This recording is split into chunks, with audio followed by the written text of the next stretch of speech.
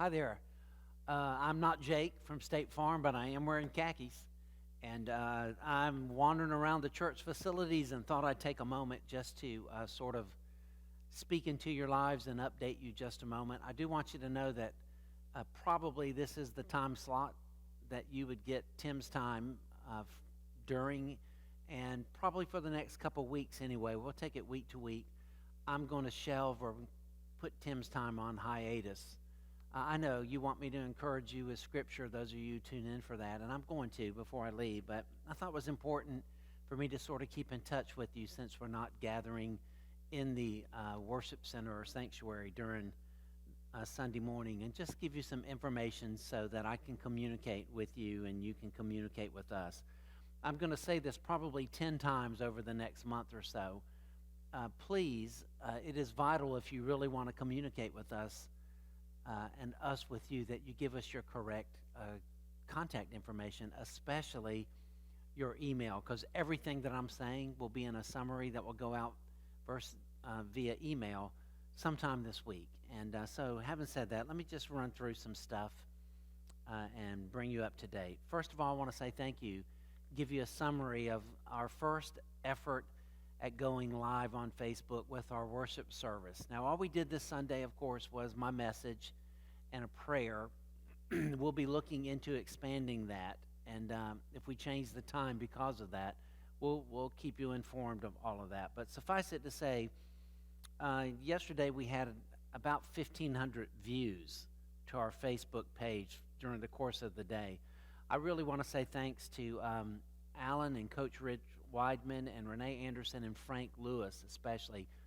Technologically speaking, they made all of it go. And all I did was preach to a house of about 5 or 6 people, which was different, but nonetheless, I did the best that I could. I want you to know we're going to continue doing that. With that many views and as far as the response and feedback we've gotten, we don't really think we can look for different avenues as far as Sunday morning, but I do want you to know there are some concerns and some decisions that we're wrestling with, and we're trying to put the pieces in place. We might be doing a midweek prayer service using the drive-in format. That would facilitate our in-house crowd, probably, or our church crowd. It would facilitate them having the opportunity to give. We could work out those logistics, and that would help us, of course. And it would also keep us in touch and give us a second touch during the week. We've toyed with the idea of doing drive-in church on the back lawn, assuming we could get all the pieces, but they're already doing that at the old post office. We don't want to necessarily compete with them, and we didn't feel like after yesterday that we could just put aside Facebook. So we just know all of that's coming, perhaps, and we will we'll update you and we'll keep you informed if you will allow us to. You also need to know, as a prayer need for me, I think it would be downright miraculous, but I think all of us that have expanded and are doing virtual church these last several weeks, I think it would be just great and miraculous if God would bring healing and enable us to be in His house together on Easter Sunday morning. That's 3 weeks, so I make that a matter of prayer. Also want to encourage you and remind you of what we've been announcing a lot, and that is the importance of your gifts and keeping in support of the ministries that go and the missions that we do here. We are going to launch full-blown online giving. If you need help setting that up or trying to do that, the best thing or the easiest thing you can do is call the church office and speak with Renee. She can walk you through the 4-step process of getting registered in Realm if you need to do that with ACS, which will really be a big help for you, or just how that you contribute or give online if you'd like to do that.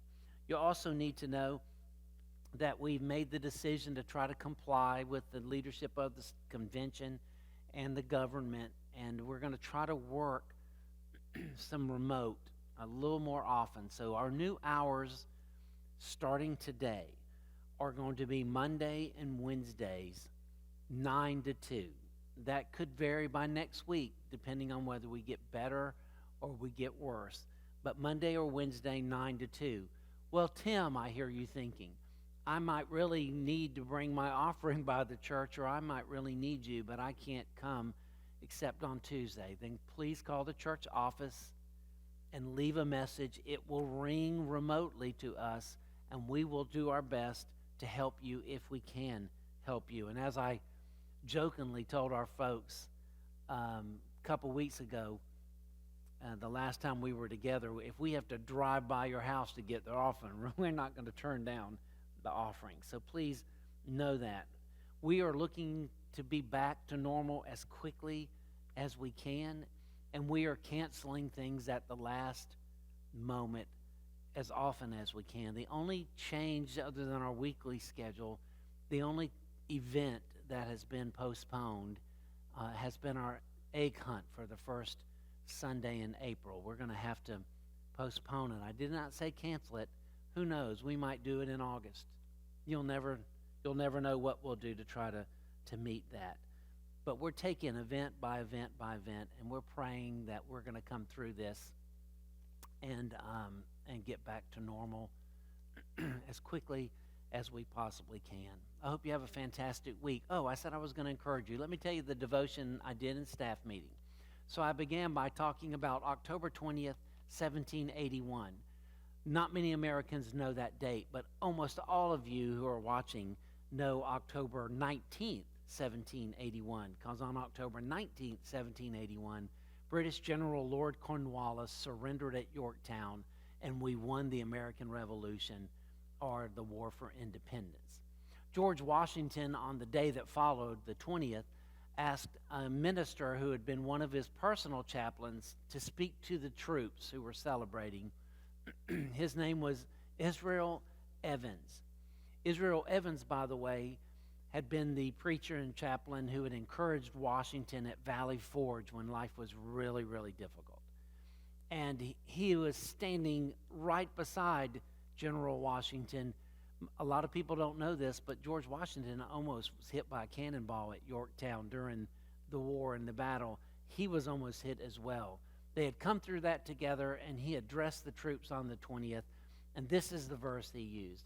1 Samuel 7, verse 12, where Samuel, after a defeat of the Philistine army in celebration, he took stones and he put it between Mizpah and Shen, and he named the place Ebenezer, which means the rock of help, or the helpful stone, or the stone of help. Your mind's already in the Psalms, isn't it? God is our rock, our refuge, and ever-present help in time of trouble. Well, he placed that there and he called it Ebenezer, and then he said, so far, God has been our help. That's what Ebenezer means. You know what? We're early in this process of discovering what the new world and the new normal is like. But this I know, so far, God has not let us down. And he's not going to let you down. And he's not going to let me down. He's going to bless us. And he's going to use us even in the midst of all of this. So keep praying. Keep crying out. Keep loving. Keep serving. And guess what? We'll make it, because he's our Ebenezer. Have a fantastic week. God bless.